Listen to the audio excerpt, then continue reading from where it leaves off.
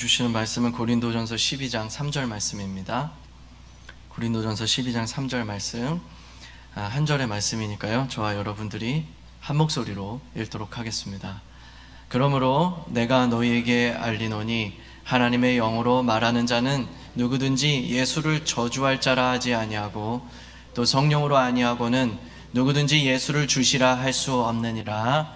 아멘. 잠깐 기도하고 말씀 듣겠습니다. 하나님 감사합니다.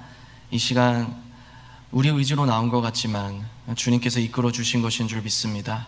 우리 안에 착한 일을 행하시는 성령님, 이 시간도 우리의 모든 것을 주님께 맡겨드리오니 우리 각자에게 찾아와 주셔서 주님의 그 보배로운 음성을 들려 주시옵소서. 감사드리며 예수님 이름으로 기도했습니다. 아멘. 할렐루야. 하나님께서 크신 은혜 여러분들의 삶 속에 가득하게 부어주시기를 축복드립니다. 말씀 듣기 전에 한 가지 좀 생각해 봤으면 좋겠어요. 일본의 요로 다케시라는 아주 저명한 의사가 있습니다. 이 사람은 베스트셀러 작가이기도 한데요. 이 사람이 이런 이야기를 했어요. 사람들에게는 누구든지 자기가 듣고 싶은 것만 듣고 싶어 하는 바보의 벽이 있다, 이렇게 얘기를 했습니다. 전문 용어로 선택적 지각인데요, 이것을 이렇게 바보의 벽이라는 표현으로 이야기를 했습니다. 우리 인간들은 다 자기가 듣고 싶은 것만 들으려 하는 그런 슬픈 본성이 있다라는 거죠. 그래서 예배 드릴 때에 이 말씀 전하는 사람도 참 중요한데요, 말씀을 듣는 사람도 너무 중요합니다. 여러분들의 마음을 활짝 여셔서 하나님의 말씀을 아멘으로 화답하실 수 있게 되시기를 예수님의 이름으로 축복드립니다. 아멘이 조금 커지셨네요. 감사합니다. 오늘 참 좋은 날이죠? 안 좋으세요? 왜 좋은 날일까요? 내가 사랑하는 주님 예배하는 게 우리 인생의 가장 큰 기쁨이라고 저는 생각합니다. 예배하는 것만큼 즐거운 일이 없어요. 근데 그 기쁜 일을 이 신앙 안에서의 동지된 같은 편 먹은 저와 여러분들이 함께 하고 있으니까 이게 얼마나 기쁜 일입니까? 우리 그 기쁨을 담아서 아까 광고 시간에 인사했지만 이렇게 다시 한번 인사했으면 좋겠습니다. 여러분 기쁨을 가지고 잘 오셨습니다. 은혜 많이 받으세요. 함께 인사합니다.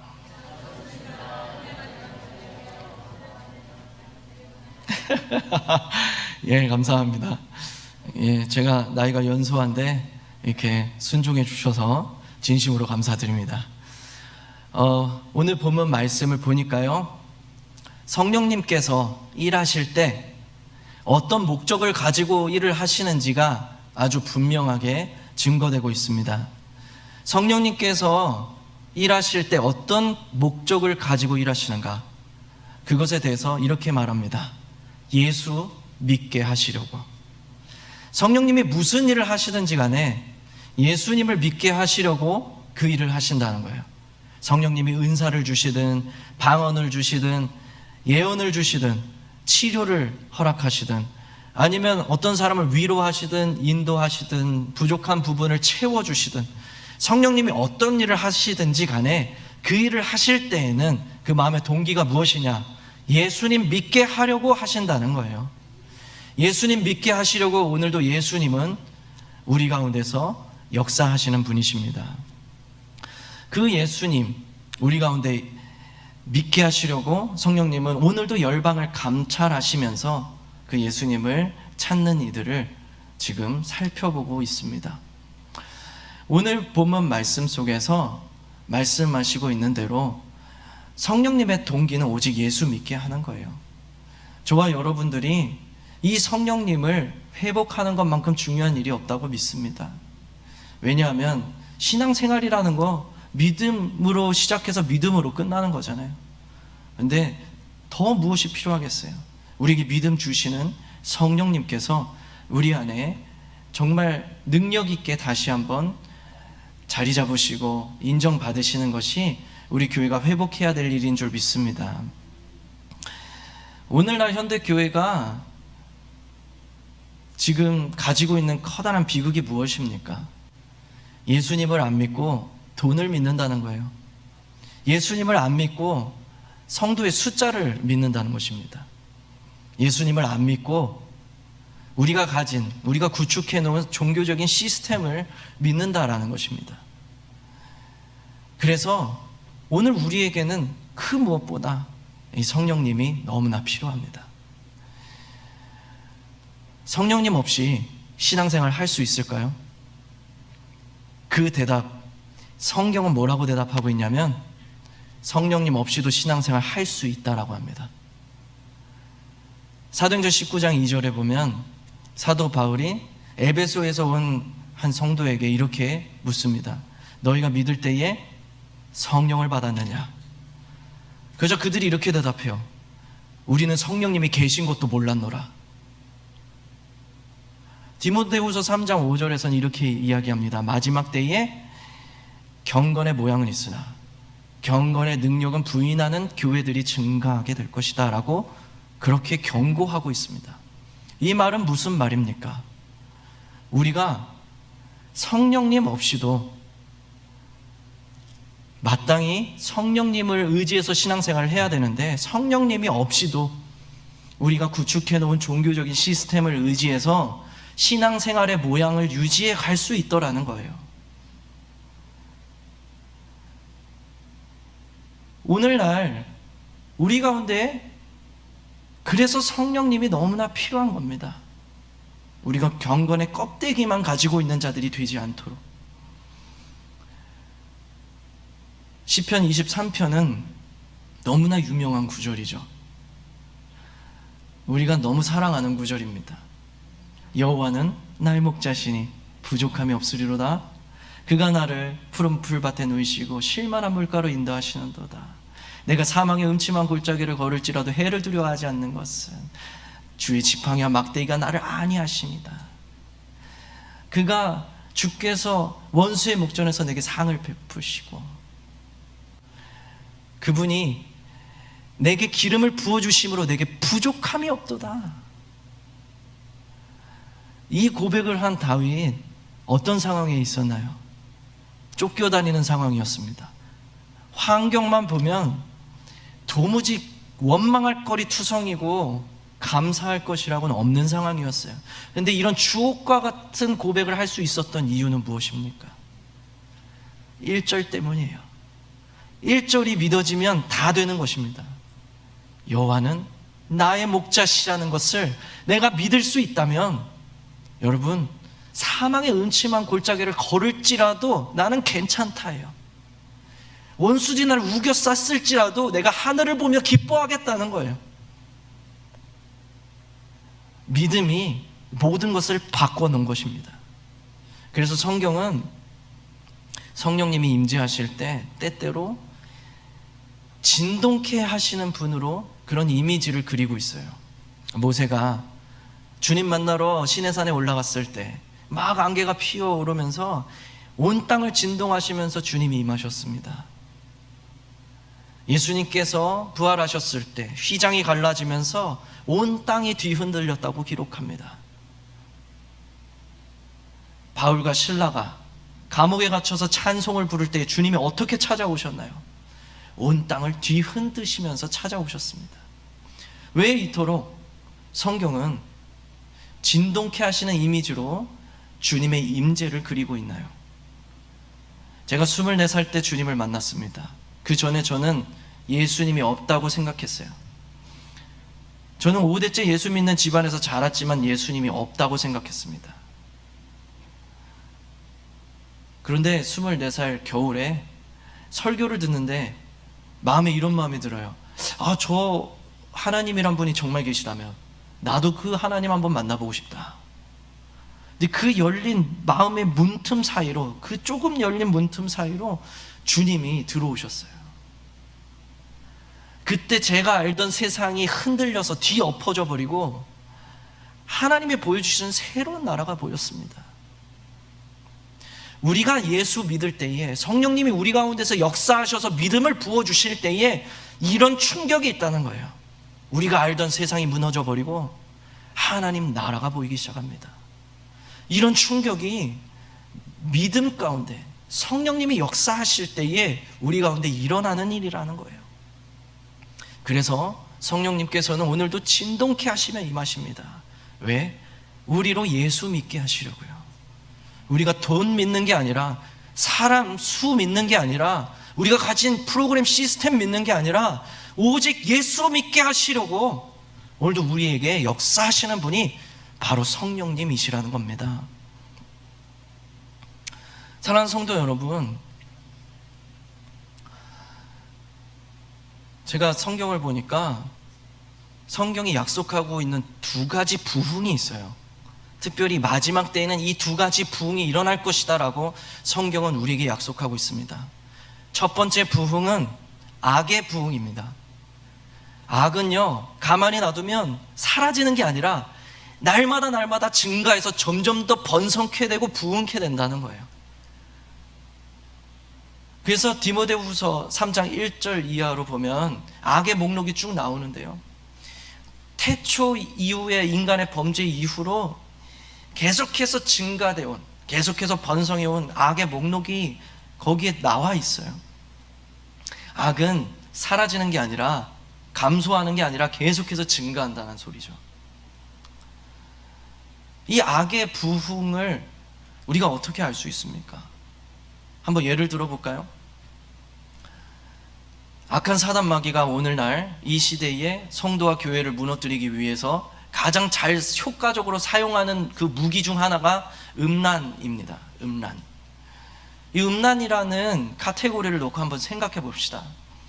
제가 어렸을 때 11살 되었을 때는 1996년 TV에서는 아주 인기 있는 드라마가 방영을 했습니다. 그 드라마의 제목은 애인, 주연 배우는 유동근, 황신혜였습니다. 예, 웃으시는 분들은 그 시대를 사셨던 분들이죠. 근데 이 드라마의 그 소재는 불륜이었어요. 그래서 당시에 보수적인 한국 사회에 굉장히 큰 충격을 일으켰습니다. 그리고 더불어 큰 인기도 얻었죠. 조금 시간이 지나니까 어떤 일이 벌어지냐면 간통죄가 폐지됐어요. 그리고 조금 더 지나니까 TV에서 이제 여러 가지 음란한 것들이 이제 막 그냥 자연스럽게 흘러나오기 시작했어요.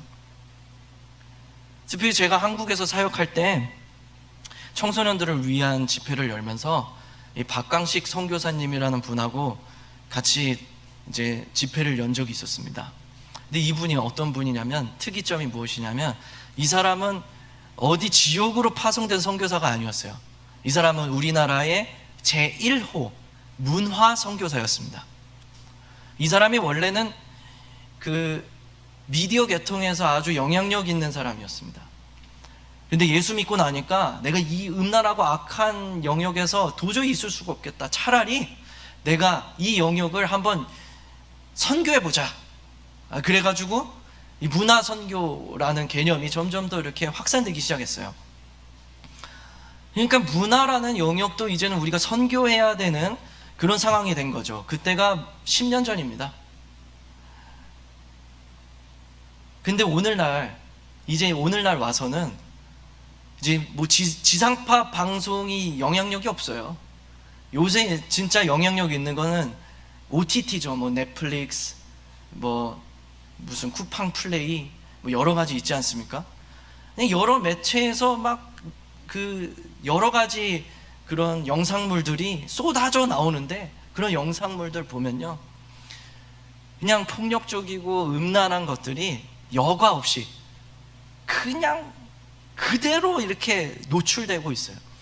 그런 것들을 우리 아이들이 고스란히 보면서 자라고 있죠. 음란이라는 한 카테고리만 봐도 악이라는 것은 계속해서 증가하고 번성하고 부흥하는 것입니다.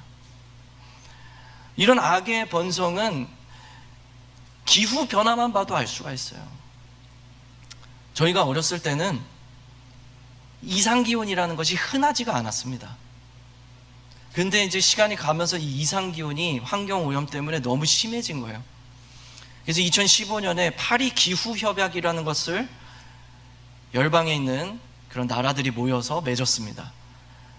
그 파리 기후협약은 무엇이냐면, 지금 이 지구의 평균 기온이 2도가 높아지면 인류가 생존하기가 어려워진다.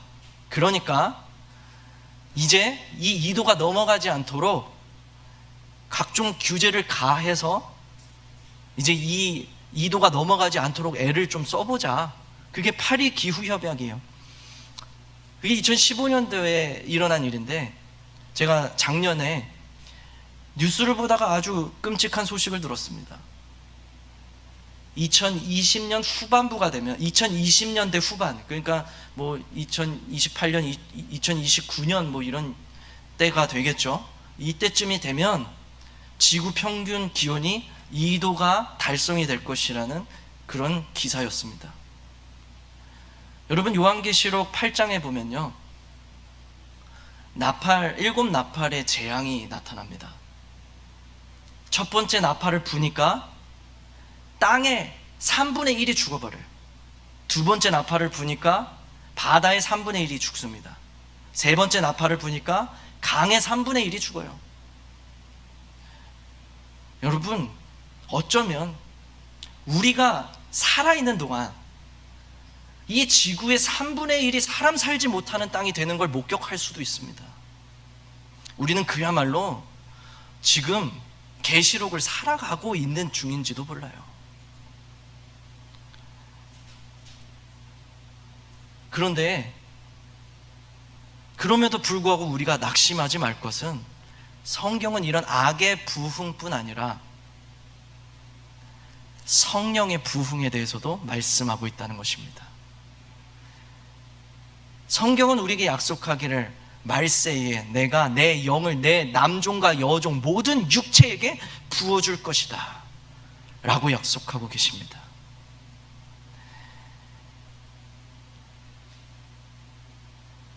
마지막 때는 역사상 한 번도 경험해 본 적 없는 가장 어두운 때를 만나게 될 것입니다.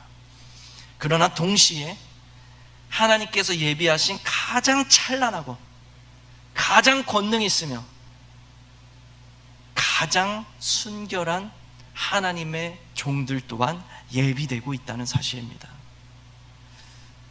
제가 요한계시록 11장을 보니까 11장 5절에서 두 증인이 나옵니다. 이 두 증인에 대해서 옥스포드 성경 주석은 마지막 때의 환난 속에서도 순결함을 지키고 있는 마지막 때의 교회라고 그렇게 말합니다. 교회를 상징하는 거래요. 근데 이 교회를 집어삼키려고 세상 권세가 달려드는데, 그때 이 두 증인의 입에서 나오는 불이 그 모두를 살라버렸다고 그렇게 표현합니다. 똑같은 옥스포드 주석을 보니까 이 성도의 입에서, 교회의 입에서 튀어나온 그 불길은 교회의 복음 증거라고 그렇게 우리에게 말해주고 있습니다. 여러분 아시겠습니까? 마지막 때는 단지 절망의 때인 것만은 아닙니다. 역사상 가장 강력한 하나님의 교회가 탄생할 시대이기도 한 것입니다. 여러분, 그렇다면 우리는 어떤 부흥에 속해야 할까요? 오늘 나이가 많고 적음을 떠나서 그분의 교회된 모든 성도들에게 하나님은 묻고 계신 거예요. 어떤 부흥에 속할 자가 될 것인가? 그것을 진지하게 묻고 계신 것입니다. 사랑하는 성도 여러분, 저는 마틴 로이드 존스 목사님을 굉장히 좋아합니다. 이 목사님의 글을 그냥 몇 줄만 읽어도 막 하늘에서 뭐가 쏟아지는 것 같아요. 우리 로이드 존스 목사님이 이렇게 말씀하셨습니다. 현대교회의 가장 큰 비극은 성령님의 활동과 역할에 대해서 잊어버렸다는 것이다. 그래서 오늘날 이 시대의 성도들은 그 조직에 갇혀버린 지극히 형식적인 교회가 되고야 말았다. 그래서 우리에게 오늘날 가장 절실히 필요한 것은 바로 그 성령님의 활동과 역할을 다시 깨닫게 하는 일이다. 그렇게 말씀하셨어요. 또한 우리 로이드 존스 목사님이 이렇게도 말씀하셨습니다. 나는 여러분들에게 이런 말을 하고 싶습니다. 오늘날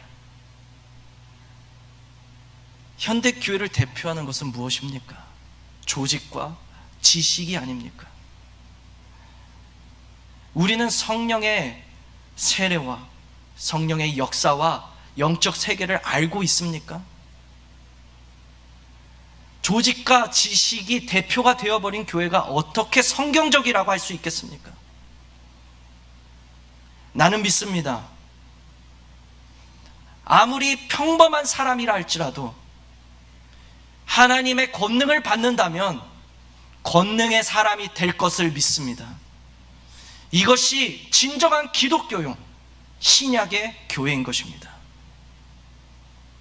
그래서 오늘 우리에게 가장 필요한 것은 바로 성령님인 것입니다. 사랑하는 성도 여러분,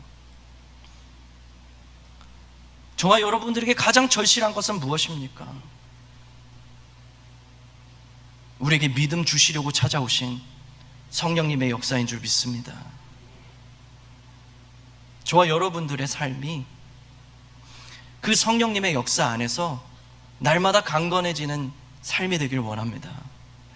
이 어두운 세상, 모든 교회들이 껍데기만 남은, 경건의 모양만 남은 그런 빈 껍데기로 전락해가는 이런 시대에 저와 여러분들과 여러분들의 가정과 우리 교회가 이 마지막 때를 위해 예비된 가장 순결하고 아름다운 교회로 성장할 수 있게 되시기를 예수님의 이름으로 축복드립니다. 잠시 기도하겠습니다.